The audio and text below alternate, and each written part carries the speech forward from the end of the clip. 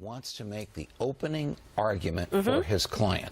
You make that opening argument either by attacking the other side or bolstering your own client or doing both. So far, all we've heard, we did hear from White House spokeswoman Sarah Huckabee Sanders, who just said President Trump's not a liar.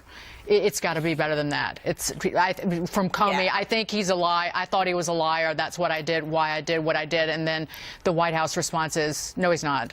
Well, I agree with that. She held a press briefing while this was going, because I was on set all morning. While this was going on, she did a press briefing. Well, and yesterday, Sean Spicer held one while the president was, talking, in Ohio and talking health care. I mean, things go on simultaneously. You can't even cover it all because we were covering the Senate intelligence hearing on FISA, which turned into like a pre-gamer for James Comey. I want to get to this, though, because the journalists in that room, if they do get to shout out a question and the attorney decides he wants to answer, one of the things they may ask about is James Comey today talking about the president's request for his loyalty. Let's watch and get some reaction.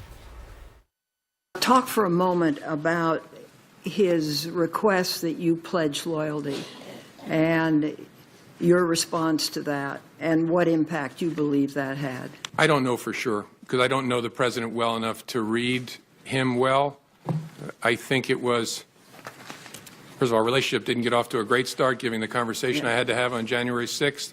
This was not, this didn't improve the relationship because it was very, very awkward. He was asking for something and I was refusing to give it. But again, I don't know him well enough to know how he reacted to that exactly. Judge, why even go there? I mean, I have to think everything has a motive now. Well, this, to me, this was very damning because the implication in what Jim Comey said was a quid pro quo. Yeah. You want to keep your job, you loyal to me, and shut down this Flynn investigation. That would be very, very serious if that's what the special prosecutor believes was the president's intention. So what kind of evidence do you need? I mean, the memos that we haven't seen. No, but this is a he said, because I don't know if we have the clip, and I have seen it, and you all have as well. The President of the United States being interviewed by our colleague, Judge Jeanine Pirro, about this loyalty thing in which he said, didn't happen. But I didn't ask it. I want to jump in with this because the politics of this is still really important, and I think the point Dagan brought up about Sarah Huckabee's response saying it's not good enough. Do you know what is also not good enough? Speaker Ryan saying that President Trump is just young and new at this. Right, that's right. And I thought that was terrible. I will add that to you. Whoever is doing the messaging and narrative on this, it's not just wrong, it's so wrong, and you're actually hurting things right now. Both Sarah Huckabee and Speaker Ryan. Right. As a communications person, if you're up there saying your boss isn't a liar, you're not in a good place. Let's just start there. Okay. But also, I mean, you would know, you can't just, and this is a legal question, right? But if you say, oh, I didn't know what the law was, or I didn't know what the norm was, but I broke it anyways, that's actually not a good defense.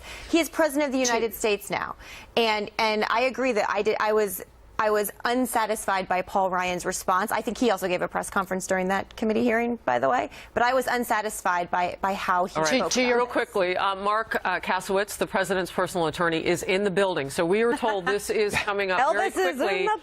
He's going to step up to the lectern. And I know the questions that we would be asking. I don't know if he will be taking questions in the room, but we're just now getting a 2-minute warning. So we're going to work with that. And at any moment, we will toss there. Really quickly to Marie's point, here's what Frank he's the communications expert of all communications experts, tweeted earlier.